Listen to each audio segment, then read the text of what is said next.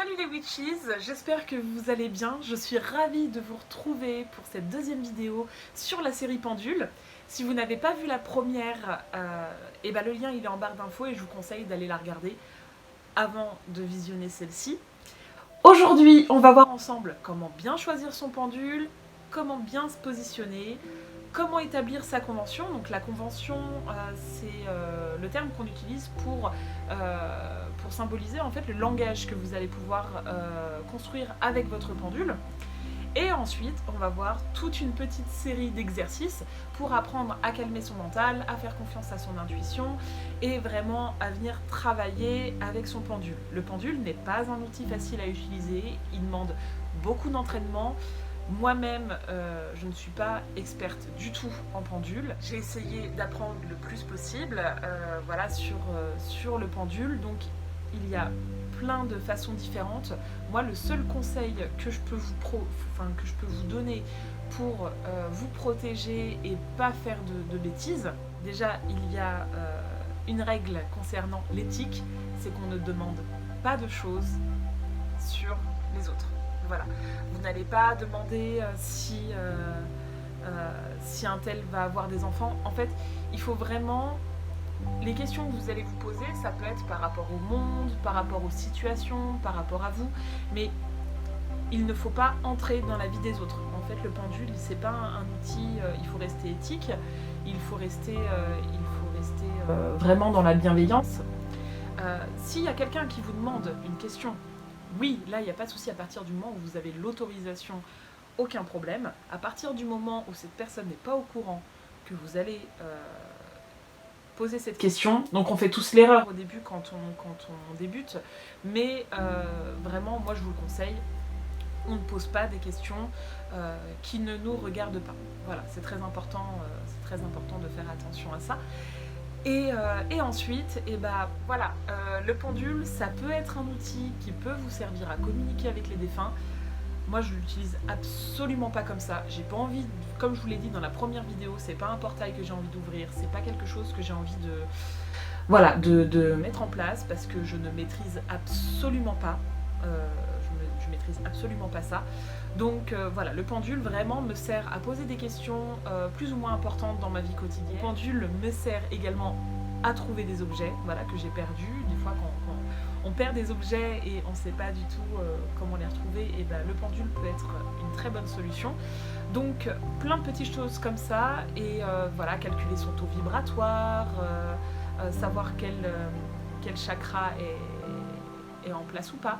Donc voilà, on va pouvoir voir tout ça ensemble juste après le générique.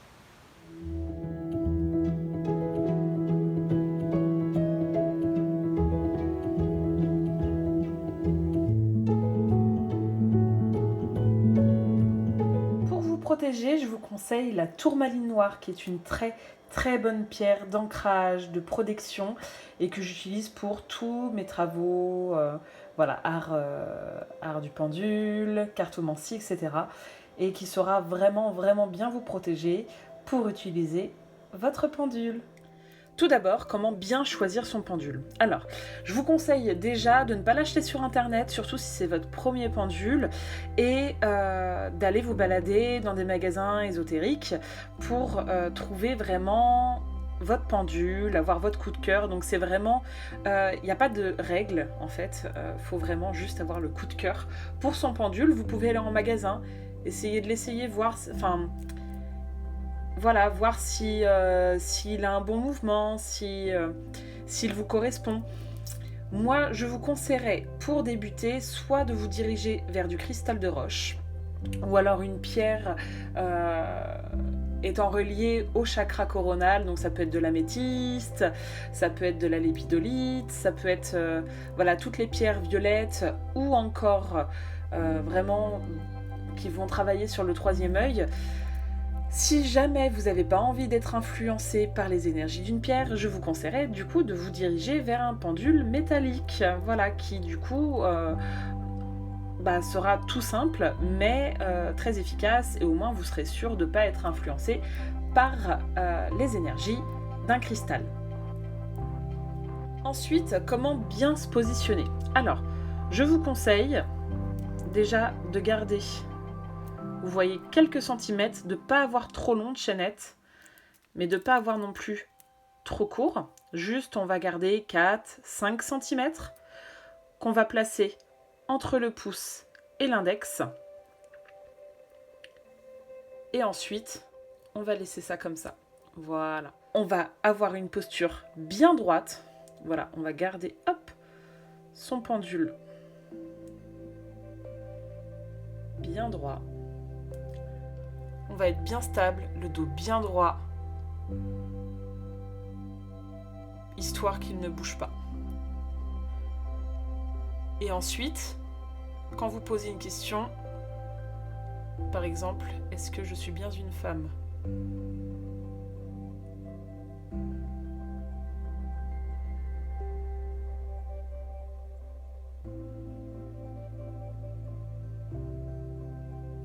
Alors surtout, c'est normal de bouger un petit peu. On est un corps vivant, on respire, on tremblote. Donc c'est normal et c'est pas ça qui va influencer sur le pendule. Donc ça, c'est la bonne position à avoir. Ensuite, comment établir votre convention avec votre pendule ? Votre convention va vous permettre d'établir votre langage. Il va falloir une méthode pour dire oui, une méthode pour dire non, et une méthode pour dire non, neutre, je ne sais pas, voilà. Donc, là, il y a 2 possibilités. Donc en tout cas, bon, il y en a plein des possibilités, mais moi je vais vous en proposer 2. Soit c'est vous qui choisissez votre convention. Donc moi c'est ce que j'ai fait, je me suis dit bon, voilà, mon pendule tournera dans le sens horaire pour dire oui et dans le sens anti-horaire pour dire non. Donc là c'est moi qui fais bouger mon pendule. Maintenant, il y en a beaucoup qui se disent, je sais par exemple qu'Amandine, mon acolyte, elle a laissé son pendule choisir, donc elle a laissé dire dans quel sens tourneras-tu pour me dire oui. Voilà, donc là, moi, il tourne dans ce sens-là. Et dans quel sens tourneras-tu pour me dire non ? Et puis ensuite, donc elle, pour le coup, son langage, c'est l'inverse du mien. Elle, il tourne comme ça pour dire oui, et il tourne comme ça pour dire non. Donc il n'y a pas vraiment de règle. Là, il faut vraiment, en fait, établir quelque chose entre vous et votre pendule. Je dis votre pendule, mais le pendule n'est qu'un outil. C'est juste un prolongement de votre être, en fait. Donc en fin de compte, dans les 2 cas, c'est vous qui choisissez. Sauf qu'il y a une façon de choisir qui est consciente et l'autre qui est inconsciente. Donc, une fois que vous aurez choisi, si vous voulez établir la convention de façon inconsciente ou de façon consciente, vous allez pouvoir vraiment travailler, établir de façon officielle votre convention avec votre pendule. Donc là, vous allez pouvoir dire « tu tourneras dans le sens horaire » pour dire oui. Et là, vous pouvez le faire, vous pouvez l'inciter à le faire. Tu tourneras dans le sens horaire pour dire oui. Tu tourneras dans le sens horaire pour dire oui.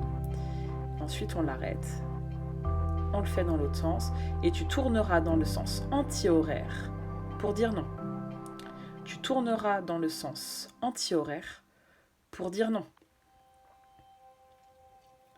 Après, pour moi, en tout cas, c'est tu oscilleras de droite à gauche pour dire je ne sais pas.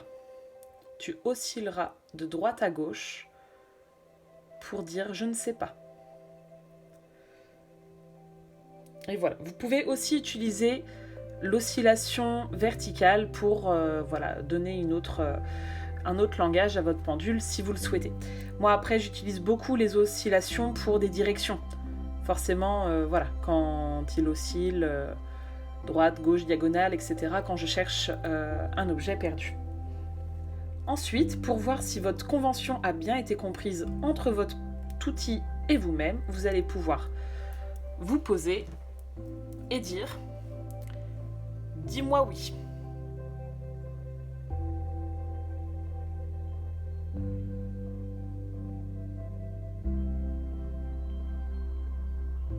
Stop.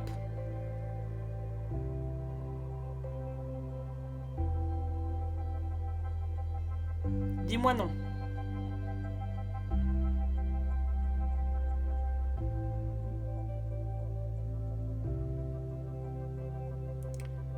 fois, il peut mettre un petit peu de temps hein, pour s'activer.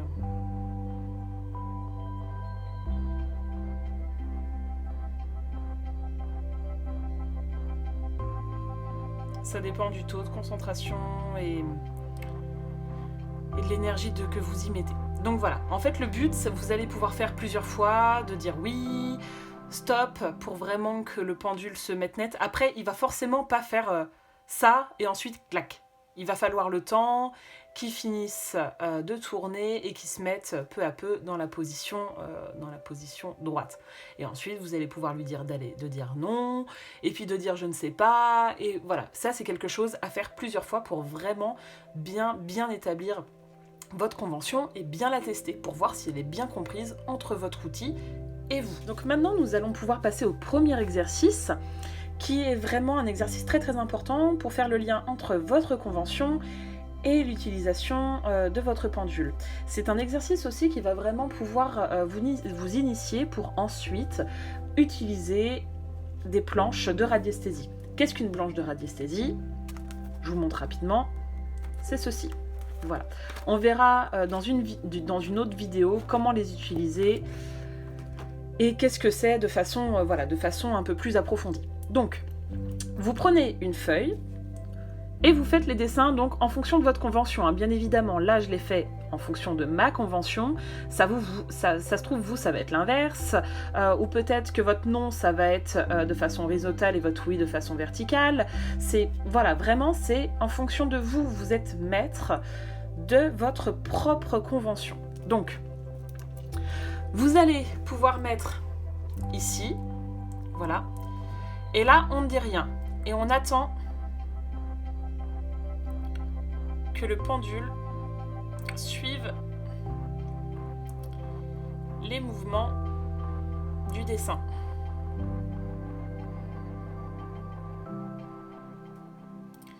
En général, cet exercice aide vraiment en fait pour mettre en place les réponses. Parce que tout de suite, en fait, le dessin, le dessin aide beaucoup. Hop. Et là, on va ici.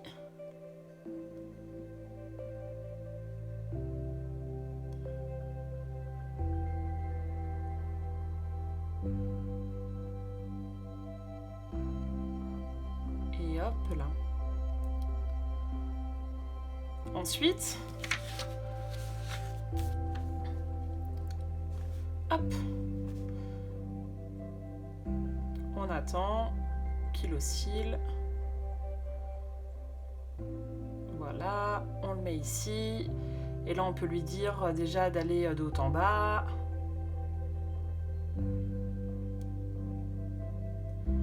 Et ensuite, on va lui dire d'aller de droite à gauche. Donc entre les deux, il va tourner un petit peu forcément pour pouvoir venir se mettre dans la position horizontale. Et hop là.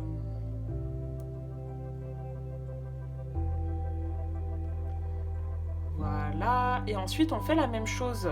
Si jamais vous avez de la difficulté à établir cet exercice, arrêtez, reprenez, voilà, n'hésitez pas, c'est normal. Si ça prend un petit peu de temps, ne lâchez rien et vous allez y arriver. Exercice numéro 2. Donc là, on va pouvoir commencer à poser des petites questions à notre pendule, des questions fermées, des questions toutes simples. Donc, on va pouvoir des questions auxquelles on connaît les réponses. Donc, on va pouvoir demander par exemple, est-ce que je suis un homme? Voilà, le pendule répond non. Est-ce que je porte des chaussettes? Le pendule répond non aussi. Est-ce que je porte un bracelet? Le pendule répond oui.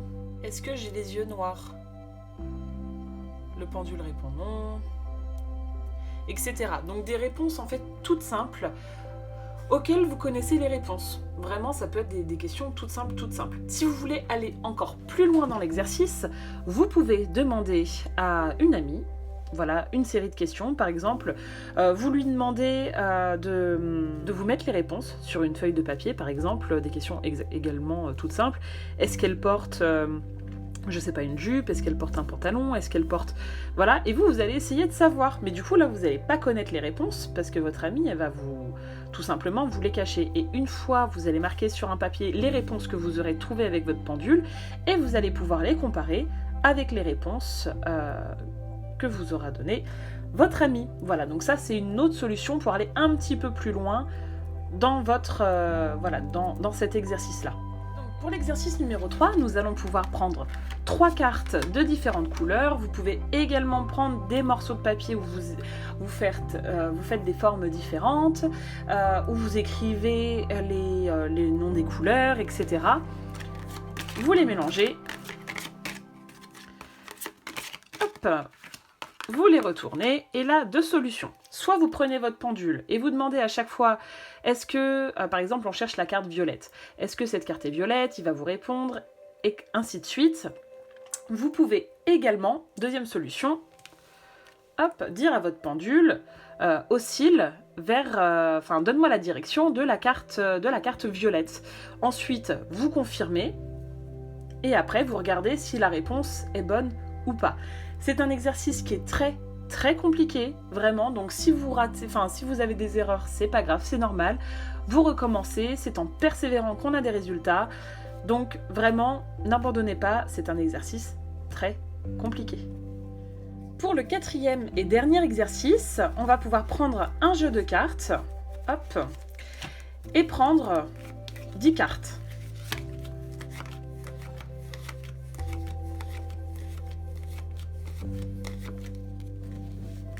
Voilà, vous les mélangez.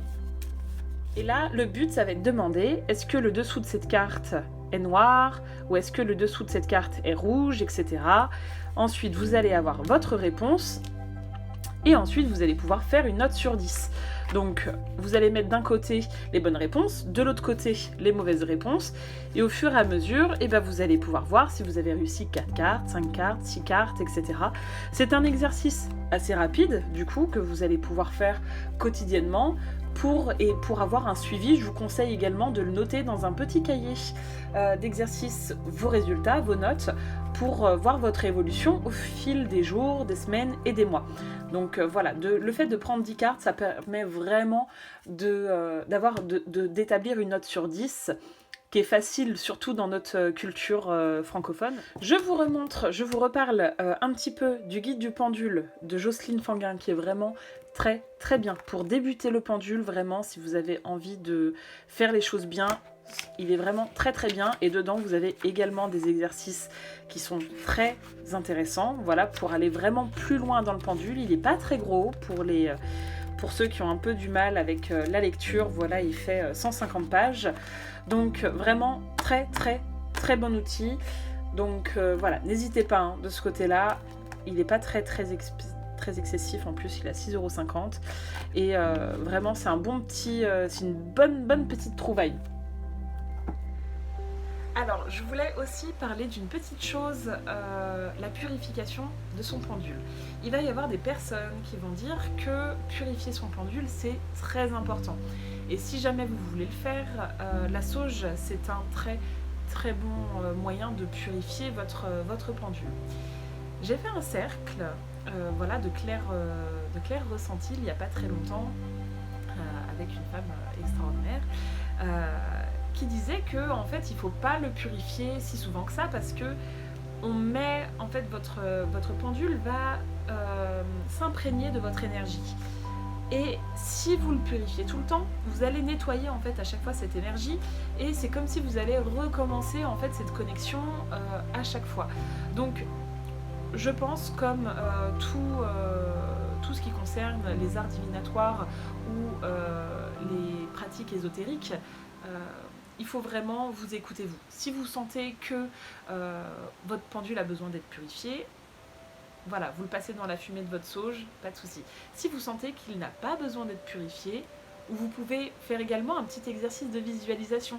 Imaginez une lumière blanche autour de votre pendule pour lui donner la bonne intention, la bonne énergie la plus bienveillante et la plus pure possible. Et voilà, c'est tout. En fait, vous, vraiment, faites votre ressenti à vous et tout se passera bien.